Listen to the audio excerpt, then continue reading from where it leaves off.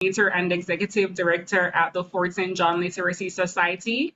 So today with me, we have a few persons from Latitude West. We have Christian Dye and Jean Albado, who is happy to be with us here today and will be sharing some very insightful information that we are able to use during our day-to-day lives, which will be able to help us as we navigate how we manage our future expenses and even our current expenses that we have.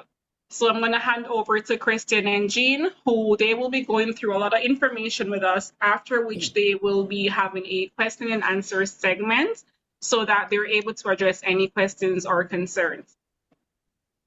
Over to you, Christian. Thank you, Danelle. Jean? Yeah. Hi, everyone. My name is Jean. I'm the Insurance and Investment Associate for Latitude West Financial. It's my pleasure to introduce to you Christian D. He is the Senior Financial Advisor, an author, and an educator. He published a book in 2023 titled Break Your Wealth Ceiling. He's been married for 23 years with three beautiful girls living in the North Shore of Vancouver Island. He is the founder of Latitude West Financial, specializing in real estate, insurance, and investment strategies. Christian? So, thank you. What I'd like to do today is to give you a bit of kind of an education on what is going on right now and how tends to be for young people who are trying to build wealth, what I've seen that tends to get them organized the best. We want to leave some time, so Jean and I will do our presentation, and then we'll leave some time at the end. If you have a question, save it till the end. At the very end, you could throw it in the chat, and we're going to leave plenty of time to answer questions. And also, if everybody just kind of keeps their camera as well as their the volume on their microphone muted. I just want to do a quick disclaimer that today's session is just for educational purposes. Anything that we say, do not take this as direct financial advice. Work with your financial advisor, and then collaborate with the information. So this is essentially just an educational session. So as Jean said, my background is in finance. I'm an author of a book, and I have a second book coming out, which I'll talk about. I've been married for over 20 years, and then I founded this financial company. But the financial company is really an educational based one. So we do have clients, but really what we like to do is educate as many people as possible. So I have come from an education background. And so what I like to do is try to teach people as much as possible and then be able to, field and answer their questions, which is what we're going to do today. So to start off, getting financially organized, this is the overview of what we are doing today. We want to be able to talk about how to successfully budget plan, what are the greatest financial priorities, and what should be our greatest, priorities and investments if living in Northern BC. So Jean is, of course, from Fort St. John. She's our boots on the ground out there. And I am in Vancouver in the Lower Mainland. And what we do is we actually service clients all across Canada. So here's one of the things that I want to start out with. I want you to imagine that you go to New York City. I'm not sure how many people have been to New York City, but imagine you go to New York City, and in New York City, you're only there for 3 days, but there's lots of things that you want to do in New York while you're there. So what is the very, very, very first thing that you do when you get to New York City? And most of us would probably get a map and get organized, because we don't know which is the best thing to do first. We don't know which is the best thing to see first, and we don't know in which order we're going to see it. Now, why would we do something like this? We would do something like this because we are trying to not waste our time. And by not wasting our time without having a financial map, what you're going to find is that you are able to see everything that you wanted to see, and you're going to do this in a time efficient way. So what I've described over here is financial planning. Okay. So with financial planning, what I want you to think about is, why do people get a financial plan? Okay. And so here, with the first thing that we need to do with getting a financial plan is to get organized with a budget. So right now, I like to not call it a budget. I like to call it a spending planner. Okay, so a spending planner is kind of like, it's essentially a budget, but with a better name. And the reason is because most of us don't like budgeting, but we love spending. That's exactly what a budget is. You're just allocating where you're spending. Where are you spending your money, right? So you cannot start you cannot measure anything without a starting point. So for those of you who are not tracking your expenses on a monthly basis, that's my first piece of advice. You have to get organized. Okay. So track your monthly expenses. Now, how do you track your monthly expenses? There's a lot of apps out there that you can use. Now, this is what we use with our clients. It's kind of these Excel sheets. What it does is it tracks income coming in and expenses going out. So when we have the income coming in and the expenses going out, we're able to understand cash flow. Now, on a monthly basis, if your cash flow is negative, that's like a leak in the boat. Okay, you have to get in front of that. If you're spending more than you're making, eventually you're going to sink. But if you said, well, I'm not, if you have extra cash flow, then you'd have to understand, where is the best place for me to put it. So if you said, I have an extra $1,000 in a month or $2,000 a month, or if you're, like I said, negative, if you're negative, we got to figure out how to stop that leak. But if you're positive, you got to figure out where's the best place to put it. Now, here's some common places. Do I put it as a down payment and save up for a down payment? Do I put it towards my retirement, such as RSPs? Do I put it towards tax-free savings account? Do I spread it among all of them? If I have any loans, do I accelerate the loans? So financial planning is figuring out what is the best place to put it, because there is no one answer, of course. Okay. So track your income, track your expenses. Then in the sheets that we do, we also have assets and liabilities. So we have income and expenses, assets and liabilities. Because what you're doing is you're treating your household like a business. Businesses understand cash flow and they understand, of course, their assets. And building, whether it be stock assets or real estate assets, now we understand, how much wealth we're going to have when we retire. So right away, get some sort of a spending planner or a budget planner, whatever you want to call it, an app on your phone. Or if you'd like, at the end of this session, you could reach out to Gene and myself. We can send you our budget sheets for free and you can use ours. Okay. So now I want you to think of this. And no one ever wakes up one day and says, today I'm going to ruin my life, right? But sometimes people wake up and they say, today my life is ruined. And these are people who hit retirement, but they don't have enough to retire off of. Somebody who gets in an accident, but they don't have any insurance. And of course, they have no financial means to take care of the bills anymore. So there's all these different scenarios where someone can actually ruin their life, but nobody ever, thinks that can never happen to them. So one of the ones I want to talk about is retirement. Now, for some people who are listening, they might be very far away from retirement. They might just be in their, 30s. It says, oh, retirement, that's decades away. But you got to realize that the longer you wait to start planning for it, the harder it gets. Okay, so, here at Latitude West, we have software that we could help our clients with in order to determine what does retirement look like. So I just kind of want to enter in some basic values over here to prove a point. So I could enter in a person's age 35, the amount of their income. I'll put 80,000, current investments 50,000, and then the annual amount that they contribute towards it, I'll just put 6,000. I'll put a rate of return they're getting, about 6%. Then I'll say, you know what? Is this person on track for retirement? Let's call it retirement age 65. So my software can tell me how much this person will have in retirement, what is the value of their retirement can be, and are they going to run out of money? So this person over here is a person that I'm going to put down and I'm going to enter in that they have a pension. I'm going to enter in the pension details. So, of course, a pension is when your it's usually a government or nurses union, teaching union, firefighters. So these are traditional pensions. Okay. Now, so I put in a traditional pension for this person. So now what I'm going to do is I'm going to take the same criteria, the same income, the same amount that they are saving, but I'm just going to remove the pension. And now what we notice is the software now tells us they're going to run out of money. They do not have enough. Okay. So how much do they need to invest in order to make up for the loss of the pension? Or how much do they need? How much more money how much longer do they need to work?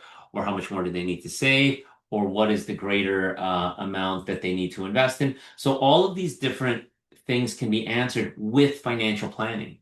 With financial planning, people can figure out how much, am I on track or not? So whenever I describe financial planning, I always describe it similar to going to the doctor. When you go to the doctor, of course, you if you said, if you ask the doctor, "Am I healthy? Is there anything wrong with me?" They can't just look at you and then say, "Yeah, you're healthy," or "You're not healthy." You know, someone might look in shape when they go to the doctor, and later you find out that they have a heart condition or high cholesterol, even though it doesn't look like they have high cholesterol. Same thing on the surface. If you said, "Christian, I make $150,000 a year. I drive a nice car and I live in a nice house." So on the surface, you might look financially healthy. But by going through a financial planning analysis, then you can figure out how healthy you are. Just like going to a doctor, we won't know how healthy you are until you do an MRI, CT scan, blood work, x-rays, and then we'll know if you're healthy. Same with financials. Let's take a look at cash flow. Let's take a look at income. Let's take a look at expenses. Let's take a look at debts. Let's take a look at other liabilities. Let's take a look at how much assets you have. Let's take a look if you have pension. So that's a deep dive. So what we do with our clients is we give them kind of a financial planning report. And if their financial plan is strong, I'm planning on retiring at 60, I'm planning on spending, or I'm planning on living off of my current income. Let's call that 80,000 per year. I'm planning on, helping my kids out. I'm planning, we might say, based off of what you're doing right now, you are financially healthy. And so some people, if they're not, then they might be, well, you're partially there, but we have to make some adjustments. And for other people, you're absolutely not on track at all. So what I encourage people to do, doesn't have to be with us, but what I encourage people to do is to work and do some planning. And the majority of the time, people need an advisor to help them with this. Some people are able to do it on their own, but it's kind of like, doing everything on your own. Some things you're good at, and with a lack of experience, sometimes it's better to get some help. So I'm going to take a pause over there. Jean, I'm going to slowly flip it over to you, and she's going to talk about a little bit of risk analysis. Okay. I would like to share with you guys the importance of insurance in financial planning. Download an app and all that. Okay. So, for example, let's imagine a husband and wife, you have a new job and you are talking to your spouse. Job A has 100,000 income per year with no life insurance. Job B has a little less income of 97,000 with 1 million death insurance. If you get disabled, you will get 6,000 per month. If you get cancer, for example, for critical illness, you will get 200,000. Now, what happens if there's an illness or injury happens? Job A, the 100,000 income stops immediately and their family has no financial support. For job B, um, the income of 197,000, it may stop, but their insurance steps in and the income will be replaced with financial support for the family. So this is just to realize that job A and job B has same job income of 100,000. Where does the 3,000 goes? It goes to the life insurance to make sure that your family is protected. So The real question here is not how much you earn, but how well your income is protected. Christian, next slide, please. Okay, so let's talk about the reality of risk. For just a quick question, how many people would drive their car without insurance?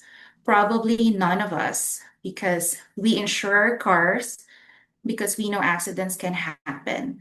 Let's take a look at the example of a 30-year-old male living in Fort St. John.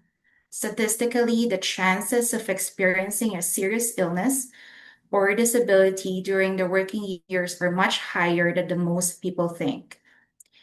Um, every single day in Canada,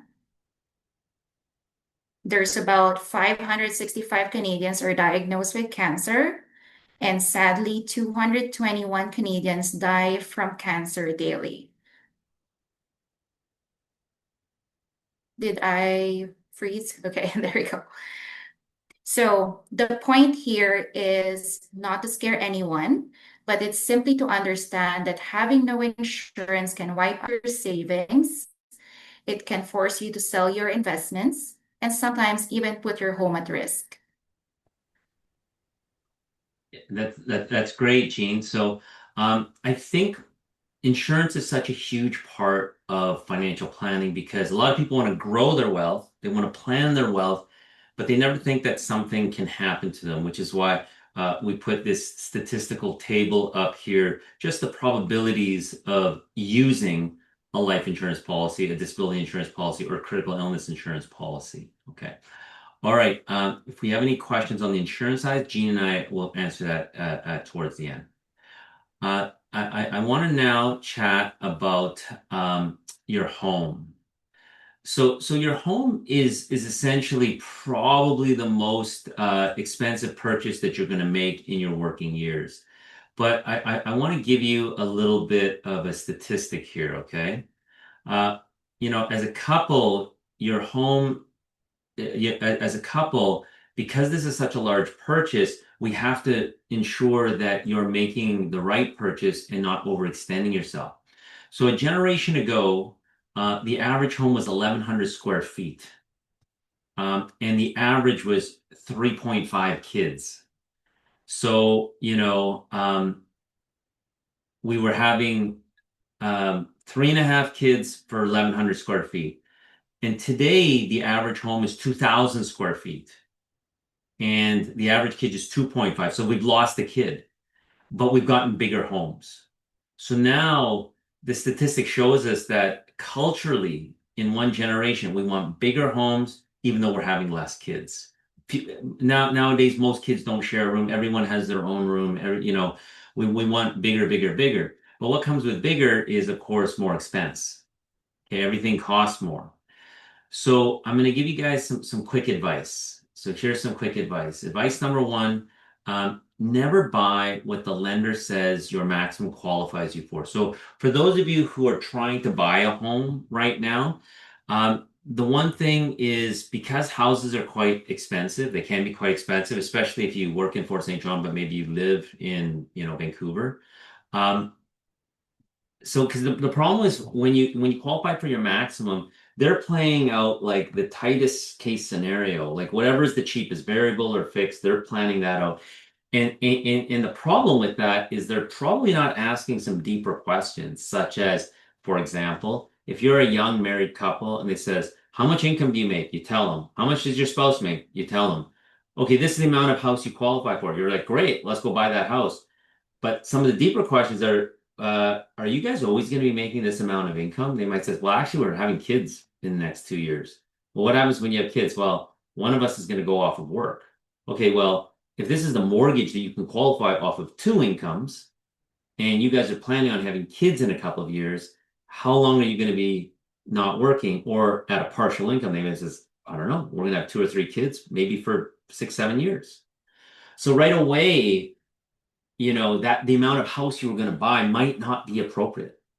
Now, so usually be careful of buying what the maximum qualifies for. Well, is there a loose guideline? I always say chop a third off right off the bat. If you qualify for $1 million house, go look for a $700,000 house. You might get lucky, you might find one.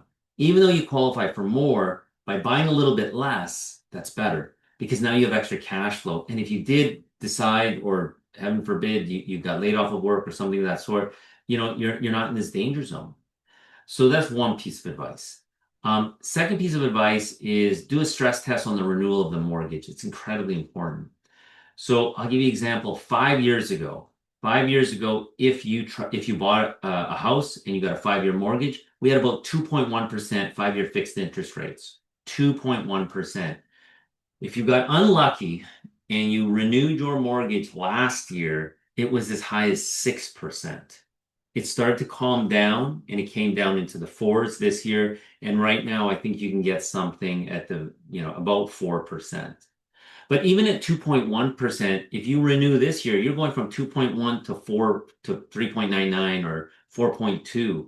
That's a big jump, especially with a large mortgage. Now, what will happen is that you're going to get a new rate. So just to stay in your own home, you're going to have to pay more money. Anyone who bought a house 5 years ago today and is renewing this year, I guarantee they are paying more money just to stay in their home. Well, how much more? That's why you want to work with a team that can project that out. So somebody who looks at the full financial picture would say, okay, this is how much you're paying for your mortgage if you buy that particular house. And in the worst case scenario, when it renews, this is how much. How do we know what the worst case scenario is? I typically say double the interest on the mortgage. So if you're at 2.1, renew at 4.2. If you're at 399, renew at 8, and then check to see if your budget still can manage that mortgage. And if the answer is yes, you're okay. But if you're drowning, you're underwater, you got to be careful. You got to be very, very careful. So stress test the renewal on the mortgage. And for greater savings, always pay bi-weekly or weekly. A lot of people don't know this. If you have a car and you said, my car costs me $400 a month, then you should be paying $100 a week to the bank. If you said my mortgage costs me $4,000 per month, you should be paying $1,000 a week to the bank because it accelerates your savings. It accelerates your savings because you can't take interest off of money that has already been paid back. So what you're doing is you're slowly paying it back by paying it weekly or bi-weekly. Okay. And then I always say get trusted help. Get trusted help beyond the financial planner or the realtor. Okay. So now what I want to do is I'll give you guys a couple of interesting statistics here, okay? If you were in the age of the first-time home buyer, okay? So right now, and I'm speaking because I'm in Vancouver here, um, in Canada, the average age of the first-time home buyer in the 1970s was 29, okay? Statistics Canada did a study, and what is the average age of the Canadian home buyer last year? And the answer is 36. Now, the shocking thing is now what was the average age of the average home buyer in Vancouver? And it's 40. Now, the guy who's 40 years old sometimes is now a first-time home owner, not because he saved up his money to buy a house. It's essentially because the first generation, his parents passed away and they passed on their real estate. That's why it's a first-time home owner, but it's not because they were able to afford the home. So right now we're definitely in an arena where people are unable to buy a home. Okay, they're unable to enter into the market. Now you might be saying, well, um, should we be helping the next generation? So maybe for some of you, you've got adult children and you're thinking, should I help them? Or maybe you are the adult child and you have parents that might potentially be able to help. So I work with a lot of people who have got adult children, and I often tell them, do your kids own a home yet? And if the answer is no, I always ask them, how much do you love your kids? And they says, of course, we love our kids. We love our kids. Says, well, would you give them $1 million if it didn't affect your income? And they said, of course, so your assets. And I said, of course, we'd want to help them as much as possible. Then I said, then you should help them to get into their first home. And then he says, well, we did it on our own. Why can't they do it on their own? And the answer is because the rules have changed. The rules have changed. Okay. So here's the statistic about my $1 million. They did a study, Statistics Canada did a study in 2025, and they said people who reached retirement age at age 65, what was their average Canadian net worth? And the answer was $1.08 million. If you were a homeowner in Canada, the average was 1.08 million. Then they did the same study for people who are renters. If you're age 65 and you don't own a home and you're still renting, what was your net worth? And the answer was shocking. It was $72,000. So $1 million versus 72,000. And comes back to the question, how much do you love your kids? Because if your child is priced out of the market and they can't get into the housing market, they'll be part of this statistic. They'll be on the wrong side of this statistic. Now, why do people who are homeowners have 10 times the wealth of those who are renters? And the answer is because it's a way of forced savings. Plus, you're leveraging the growth. You're not buying an entire house, you're just buying a small percentage of it. And the bank is, of course, giving you the rest of the money, and then you're slowly paying it off over time. But the rate of growth is so much higher. And of course, it's inflation edge. If you don't like inflation and you think things are too expensive out there and they keep getting more expensive, you definitely want to own a home because it's inflation hedge. It grows with inflation. And what also grows with inflation? Rent. Grows with inflation. So if you don't own your home, you're going to constantly be paying more and more rent. Okay. So here are some housing questions for Canadians. How best can a young couple be able to buy a home? What is the best strategy for a down payment? And how can parents help their adult kids afford a Canadian home? So these questions were answered in the new book. Now, the good news is that there are 5 solutions that are win-win solutions for you and your family on how to get into a home. The bad news is the book isn't published yet. It's not released yet. But the book is written, it's with the publisher, and we're hoping it'll be out by the second quarter, by the summer. So what are the implications if we delay home ownership? Some people might be priced out forever. Are the prices ever going to go down on housing? The answer is no. They can correct, but they will continue to keep going up. So one of the big things that we want to do over here is we want to help you. The book, unfortunately, is not out yet, but the tools are out. So we've created these tools to figure out which are the best of the solutions in order to help people out. So at the end, we'll show you, how you can get the tool for free as well. So the tool is essentially a series of questions that you would answer, and we would send you back a report that says, of the 5 solutions, this is your best solution. So the solution that I really, really like is co-investing. Co-investing. So out of the 5 solutions, I'll just talk about co-investing. Co-investing is when you're a relative, it might be a parent, might be a brother, it might be an aunt or an uncle, but let's say they've got $1 million. Now, with that $1 million over here, let's say it's in the stock market, and let's say it's making 7% in the stock market. Let's say you are making good money in Fort St. John, and you qualify for a mortgage, but you don't have the down payment because the down payment is 100,000 or 200,000, whatever it happens to be. So now let's say I could buy this house, but I don't have the down payment. So let's pretend it's 100,000. So let's say your relative, your uncle or your parents have $1 million of assets, and let's say they're making 7%.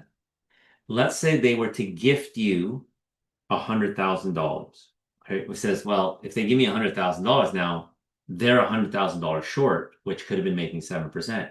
You take your 100,000 and that's your down payment.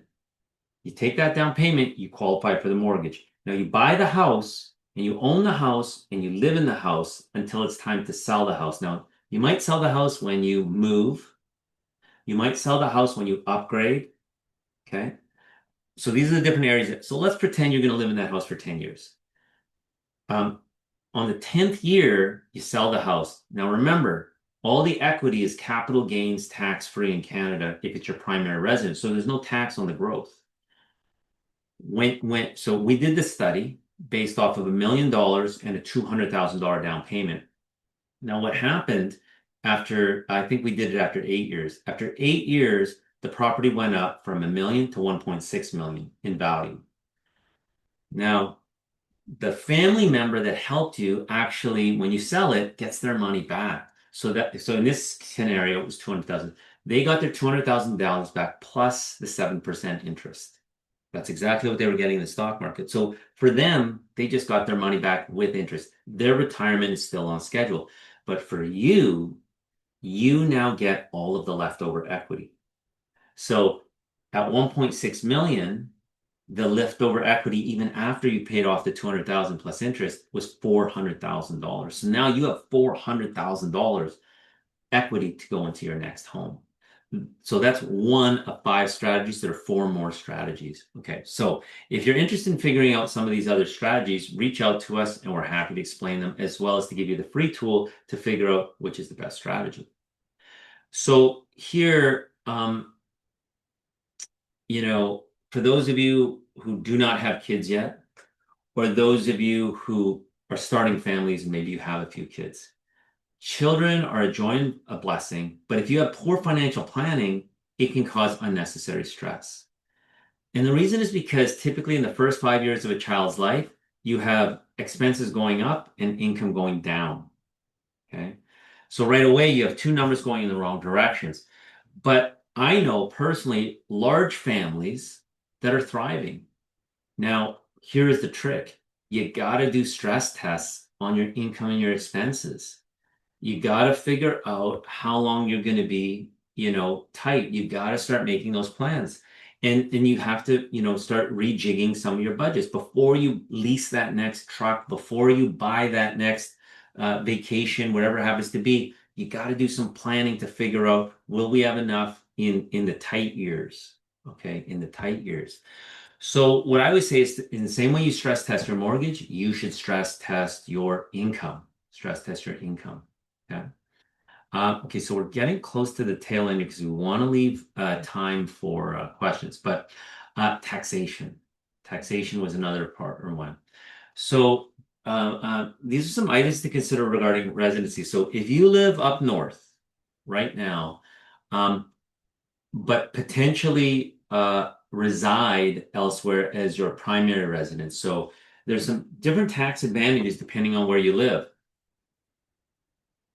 BC, Alberta, Ontario, we have different tax laws, but sometimes people don't realize the advantage of living, potentially in Alberta, but working in northern BC.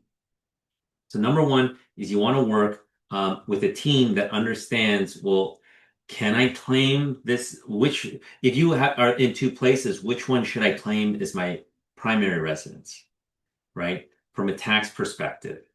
So a lot of people, they should try to understand which is the better one. And you can always switch your residency. You said, I'm going to work up at Fort St. John for the next 6 years, but my primary residence is actually in Alberta. Which is the best one to actually claim as your primary residency? If you're living there for longer than 6 consecutive months, you might also be considered to have prescribed, it's called Zone B. If you fall under Zone B guidelines, there could be several tax deductions that you can create as well. And if you're married, depending on the province you're in, we have various different benefits that also might apply. So you could income split, you could reduce travel expenses for spouse as well. Potentially, you could do spousal RRSPs. So there's all these different strategies just to reduce your tax bill. Just to reduce your tax bill. So a lot of people, they kind of just pay their taxes, but there's no tax strategy there. And they don't realize by working up in Fort St. John and potentially living elsewhere, or just living up in Fort St. John, well, what are these tax, strategies that can help me reduce my taxes, right? So like I said, planning. What you need is plan. So, at Latitude West, this is kind of what we specialize in. Very traditional financial advisors. So on the left side of the quadrant, we do kind of what everyone does. What other advisors are able to help you with: investments, insurance, mutual funds, disability insurance, life insurance. But on the right-hand side of the quadrant is what tends to make us separates us. We do planning. Okay, we create a plan as to what your tax situation is, what your retirement situation is, what your housing situation. So that's the type of planning we do. And we specialize in real estate. And that might be your first home, or it might be your rental property, or it might be your eighth rental property, or it might be your multi-unit building or your commercial property. So we specialize with people who have real estate needs or complex real estate issues because of their situation. So we work with a lot of real estate investors as well.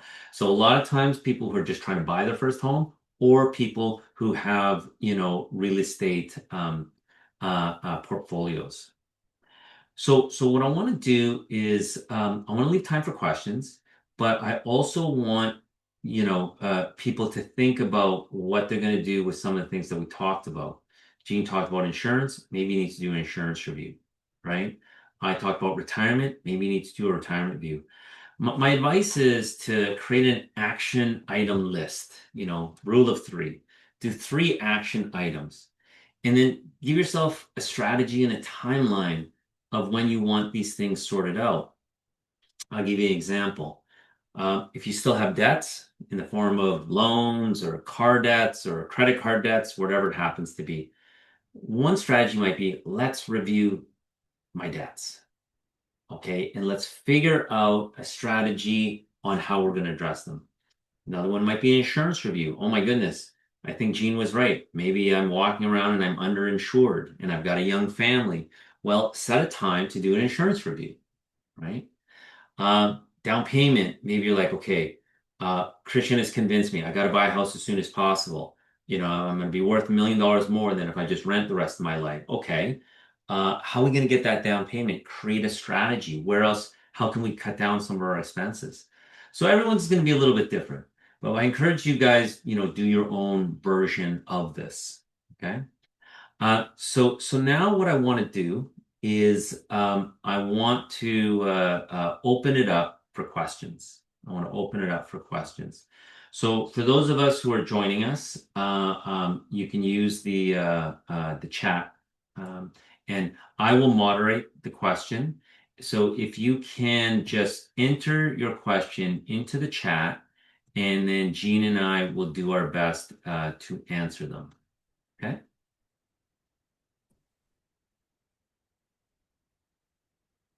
All right. I see a hand up. Do you want to unmute yourself or do you want to put it in the chat? I'm good either way. Okay, good. Yeah, hi. I just wanted to thank you for the presentation. First off, I appreciate it. And I really it opened my eyes about, helping, one of our adult children or maybe both of them owning their own home.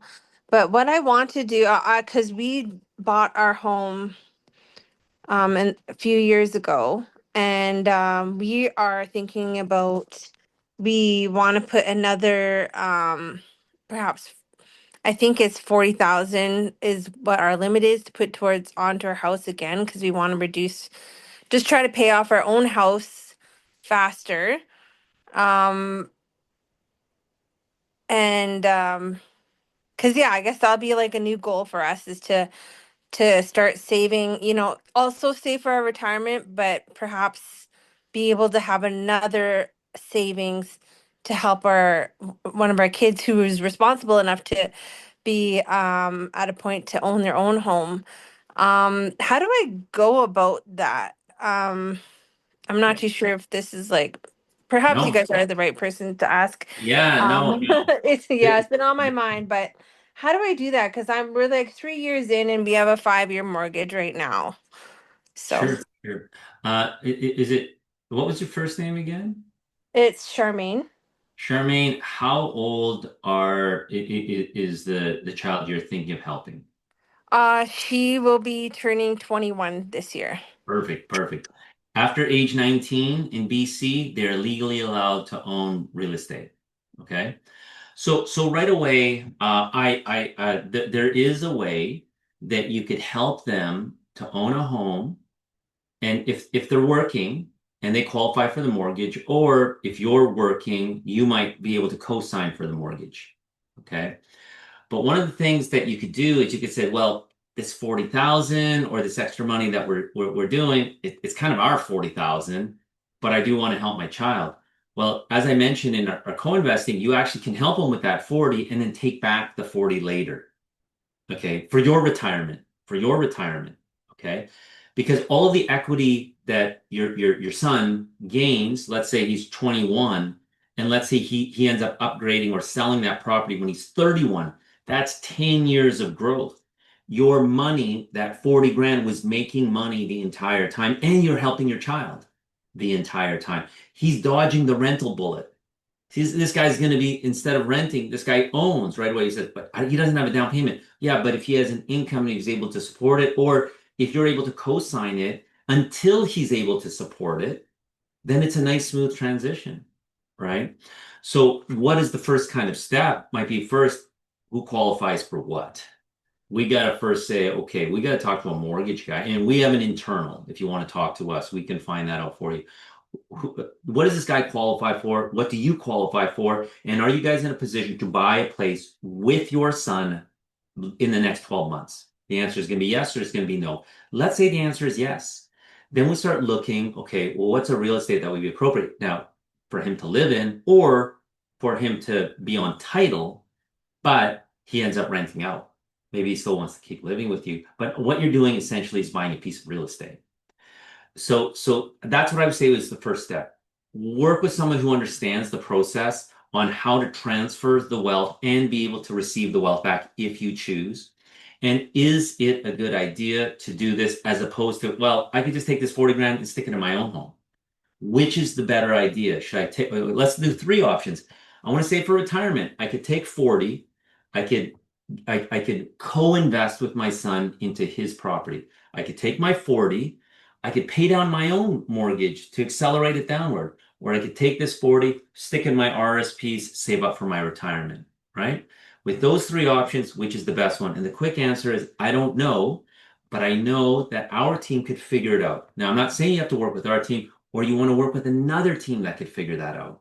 Okay. But what we do know is that you have the ability to save up extra money and to figure out which is the best option. And let's pretend the first option, your son doesn't, you and your son do not qualify for a mortgage in 2026.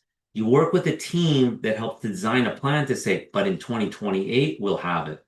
In 2028, he'll be at this stage, or he'll have his apprenticeship, or he'll be working here, or you guys will, have more of a down payment, whatever it happens to be. Now we're creating that map, just like I talked about going to New York City. Now you're creating a map. So if the answer is to help them to get into real estate, but you got to wait till 2028, well, then you're not going to take your money and throw it all into your RSPs because then you won't be able to pull it back out in order to help your son to buy his property. And you might not accelerate your own mortgage, paying down your own mortgage. Otherwise, once you paid it down, now the money is gone, right?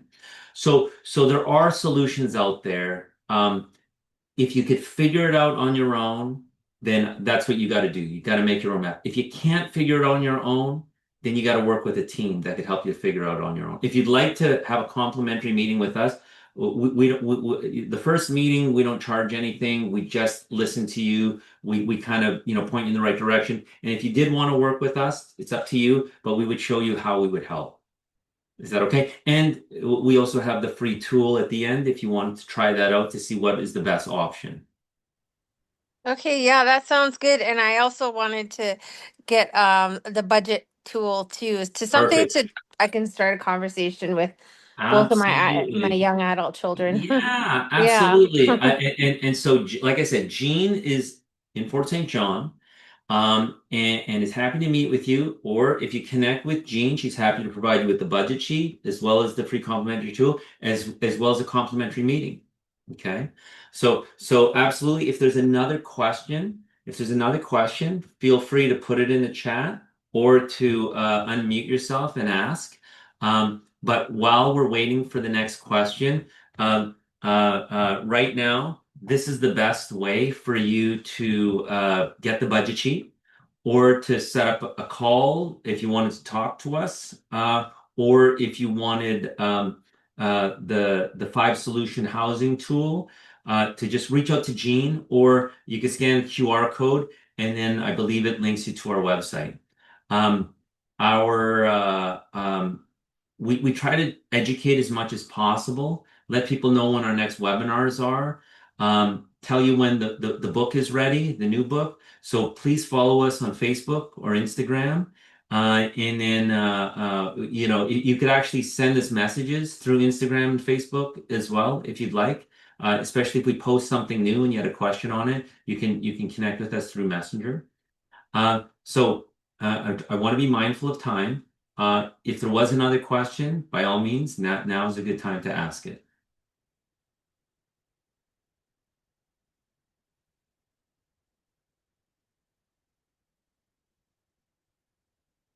Okay. What we want to do is, I think, if there is another question, throw it in the chat. Or if you had a question that you wanted to ask us, you could just set up a time. Go and connect with Jean. And like I said, our meeting is complimentary, the first one. And then we can hopefully answer more of your questions. I think what I'd like to do is I'd like to sort of flip it back to Danielle to kind of slowly wrap us up. Thank you, Kristen.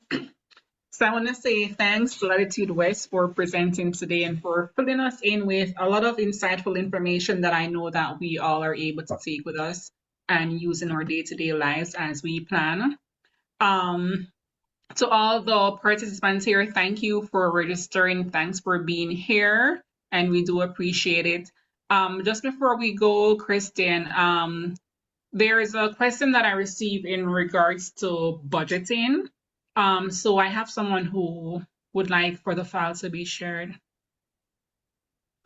Okay, let's see here.